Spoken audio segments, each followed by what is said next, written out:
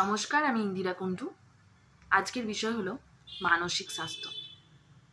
মানসিক স্বাস্থ্য, আমরা কখনো মানসিক স্বাস্থ্য বা মানসিক স্থিতি বা পরিস্থিতি নিয়ে কথা বলি না, কিন্তু এটি খুবই গুরুত্বপূর্ণ এবং আলোচনা সাপেক্ষ বিষয়।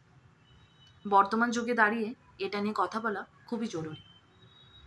আমরা শারীরিক পরিস্থিতি বা অবস্থা তো চোখে দেখতে পাই, কিন্তু মানসিক স্থিতি চোখে দেখতে পাই না, তাই সেটা অনেক সময় আন্দাজও করতে পারি না, হয়তো বা চাই না। যেহেতু এটা উপলব্ধি বা অনুভব করার বিষয়, তাই মানুষ না চাইলে তা বুঝতে পারবে না।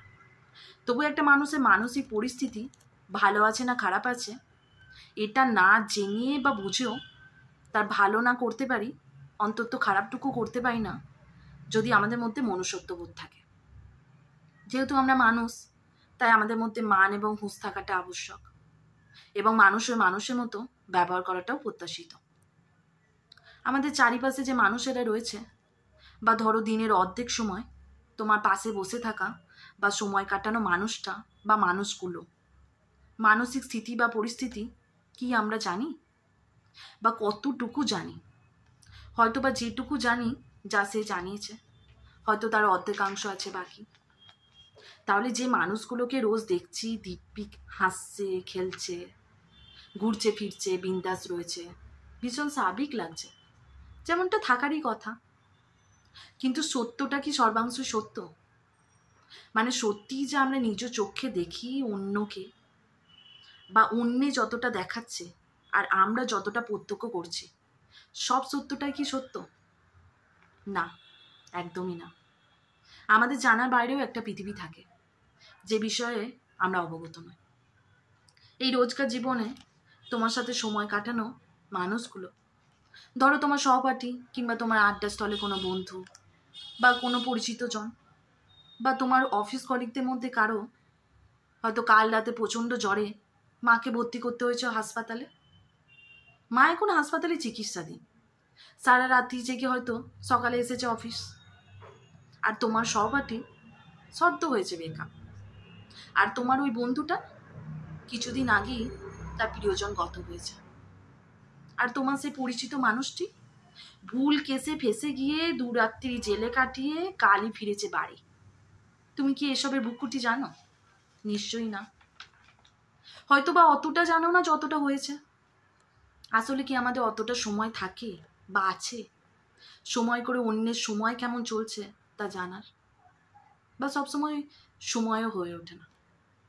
আজকাল সোশ্যাল মিডিয়ার যুগে দেখবেন কিছু মানুষ আছে, কারো কোনো কিছু দেখে অদ্ভুত রিয়াক্ট করে বা নেগেটিভ কমেন্ট করে থাকে, যাকে বলে খিল্লি করা।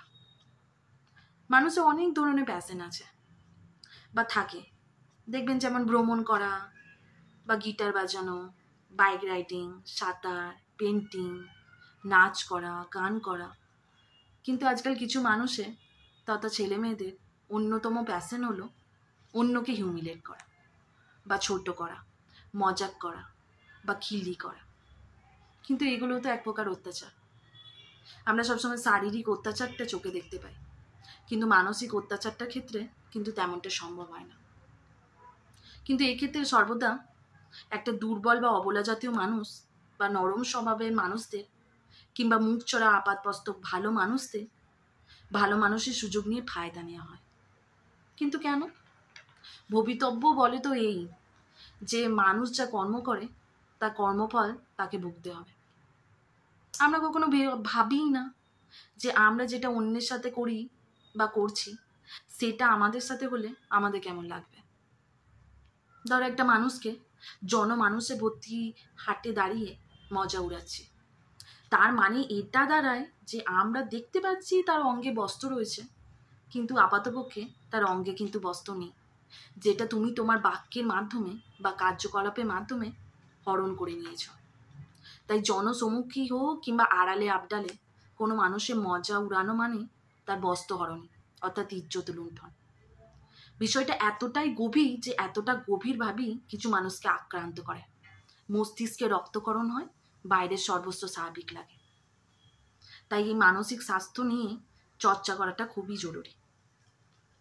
তাই যদি আমরা সংযত করি আমাদের ব্যবহার ও আচরণ, ও মার্জিত করে বলি আমাদের কথাবার্তা, তাহলে অনেক মানুষ জীবনটা সুন্দরভাবে বাঁচতে পারে, এক সুস্থ মানুষে ভরা পৃথিবীর আশা করতে পারে, ও দেখতে পায়। যদি একটু সংযত। মানুষ হয়ে জন্মালাম, অথচ আমাদের মধ্যে মনুষ্যত্ব বোধই জন্মালো না। তবে হে আমি কেমন মানুষ হলাম। কবি রবীন্দ্রনাথ ঠাকুর বলেছিলেন, ঘরে ঘরে তো মানুষ জন্মায়, কিন্তু ঘরে ঘরে মনুষ্যত্ব বোধ জন্মায় না। আর কবি শরৎচন্দ্র চট্টোপাধ্যায় বলেছিলেন, আমি মানুষের মৃত্যুতে কষ্ট পাই না, মনুষ্যত্বের মৃত্যুতে কষ্ট পাই। তাই মানুষ হয়ে মানুষের মধ্যে মনুষ্যত্ব বোধ থাকাটা খুব জরুরি, খুবই জরুরি।